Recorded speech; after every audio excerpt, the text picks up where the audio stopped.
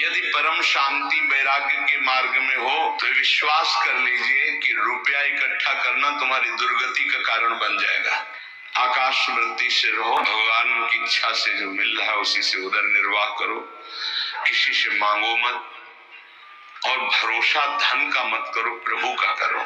धन का आश्रय उसकी सदगति में बाधा पहुंचा देगा।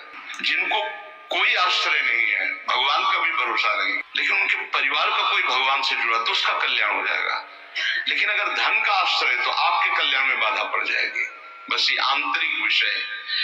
यदि विषयी पुरुष है और वो धन का उपभोग करके आह्लादित होता है तो ज्यादा निंदनीय नहीं है, लेकिन वैरागी पुरुष है और धन का आश्रय लेकर आनंदित हो रहा है, बोले निंदनीय बात है। क्योंकि जीवन मुक्त अवस्था में भगवत प्राप्ति में सबसे बड़ी बाधा उसका बैंक बैलेंस बन जाएगा।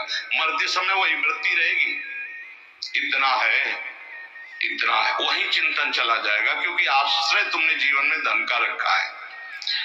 प्रेम रूपी धन प्राप्ति के लिए जो विरक्त है, जो भगवत मार्ग का पथिक है या जो वैष्णव है, उसकी उदर पूर्ति, वस्त्र और देखभाल ये सब भगवान के द्वारा होती है। पक्का विश्वास समझो।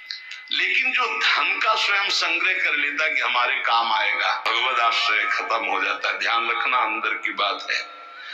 जहां तुम्हारा आश्रय रहेगा उसी का चिंतन होगा, वही तुम्हारी गति बनेगी। इसलिए उपासक को चाहिए कि घृणा बुद्धि रखे धन के प्रति। जब जो आवश्यकता होगी, बिल्कुल जैसे रुपया होता है ना, तो प्रिय बुद्धि नहीं दिखाई देती, वहां जमा हो रहा है, जहां का है वहीं।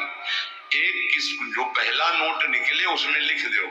फिर भारत में देखो कितनी जगह वो जाता है, कितने लोग उसको अपना मानते हैं, और किसी का नहीं होता है। जब मर के चला जाए किसी का नहीं होता, वो वही रहता है जहां रचना हुई उसकी, भारत सरकार के अंतर्गत ही रहेगा। वो तो तुम भारत के ही ना। बहुत समझने की जरूरत। आश्रय प्रभु का, भरोसा धन का रखोगे आश्रय छूट जाएगा। अपबल, तपबल और बाहुबल चौथो बल है दाम, सूर्य किशोर कृपा तिहारे को हरि नाम।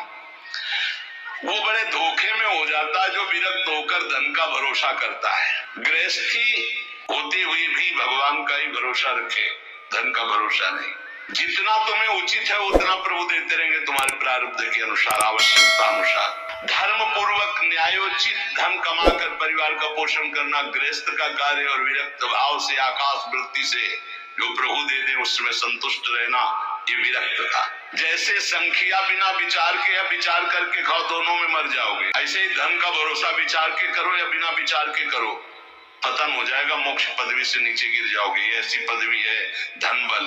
और अगर वैद्य शोध करके दे दे वही संख्या, तो विचार करो या ना करो, तुम्हारे रोगों का नाश कर देगा।